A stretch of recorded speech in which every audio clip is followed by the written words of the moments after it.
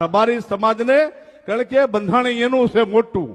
ઓલો બંધાણી હોય ને રાતે તો કઈ એકાદી બાટલી ન પડે ને પણ રાતિયા પસાડે. એમાં આને જો રબારી સમાજને સાંજે જો દૂધ વાળુમાં ન આપ્યું હોય ને તો એને ગમે એટલા લાડવા ખવડાવો, ગમે એટલા સોઠા ખીરું સુરમું ખરાવો, ગમે એટલો શેરો ખવડાવો, પણ એમ કે દૂધ ન મળ્યું. એટલે આને દૂધમલિયા કહેવાય અને એટલે દૂધ જેવો સમાજ ઉજળો કહેવાય છે મારા બાપ.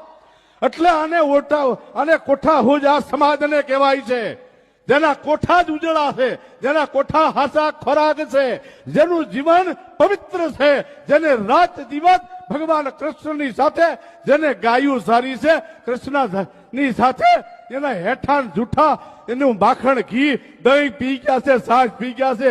એ તો ગોવાળિયા તો પી ગયા છે, રબારી ભરવાડ સારણ આહિર, પણ કૃષ્ણ પોતે ગોવાળિયાની હેઠી છાશ પી